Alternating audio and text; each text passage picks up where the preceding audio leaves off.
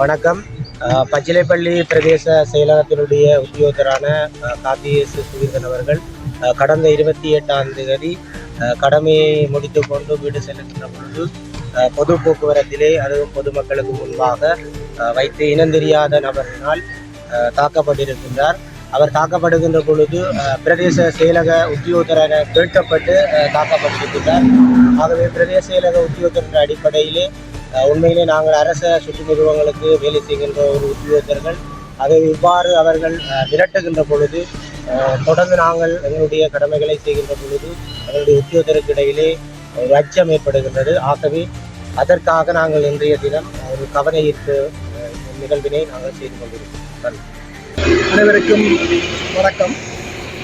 பச்சிலைப்பள்ளி பிரதேச செயலகத்திலே பணிபுரிகின்ற காணி வெளிக்கள போதனாசிரியரான கார்த்திகேசு சுகீதரன் அவர்கள் எங்களுடைய பச்சிலைப்பள்ளி பிரதேச செயலக நலன்புரி சங்கத்தினுடைய ஒரு அங்கத்தவரும் கூட.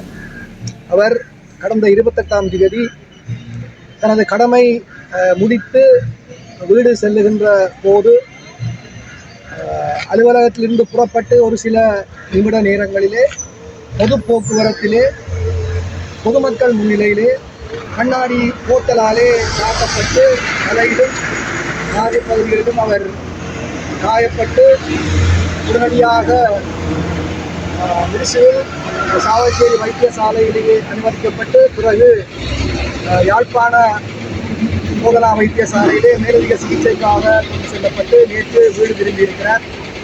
உண்மையிலே ஒரு அரச உத்தியோகத்தராக நமது சக உத்தியோகத்தராக இவ்வாறு அரச பணி செய்து வீடு திரும்புகின்ற வேளையிலே கட்டப்பட வேளையிலே பொதுமக்கள் மத்தியிலே போக்குவரத்து சேவையிலே அவர் தாக்கப்பட்டது என்பது உண்மையிலே ஒரு மிகுந்த அச்சுறுத்தல் மிக்கதாக இருக்கிறது. அதற்கு நாங்கள் எங்களுடைய பிரதேச செயலகம் சார்ந்து எங்களுடைய கண்டனங்களை தெரிவித்துக் கொள்ளுகிறோம். முதல் கண் உண்மையிலே அரச சேவை என்பது பொதுமக்களுக்கான சேவை.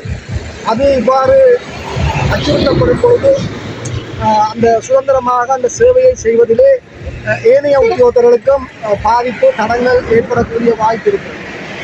இவ்விடயத்தை நாங்கள் உடனடியாகவே எங்களுடைய பளை போலீசார், கொடிகாமம் போலீசார், அதற்கு மேலதிகமாக கௌரவ ஆளுநர், எங்களுடைய பிரதேச ஒருங்கிணைப்பு குழு தலைவர், எங்களுடைய கிளிநொச்சி மாவட்ட செயலர், அவர் காணி திணைக்களத்துக்கு கீழே வேலை செய்வதாலே மாகாண காணி ஆணையாளர் ஆகியோருக்கும் நாங்கள் இந்த விடயத்தை அறிய தந்திருக்கின்றோம். உண்மையிலே இது தொடர்பாக உரியவர்கள் பொருத்தமான நடவடிக்கையை விரைந்து எடுக்க வேண்டும். ஏனென்றால் அரசு சேவையாளர்கள் ஒரு அச்சம் மிகுந்த சூழலிலே கடமையாற்ற முடியாது. எனவே இந்த கவன ஈர்ப்பு உண்மையிலே மிக விரைவிலே இதற்கு பொருத்தமான நடவடிக்கை எடுக்கப்பட வேண்டும் என்ற நோக்கிலே மேற்கொள்ளப்படுகிறது. நன்றி.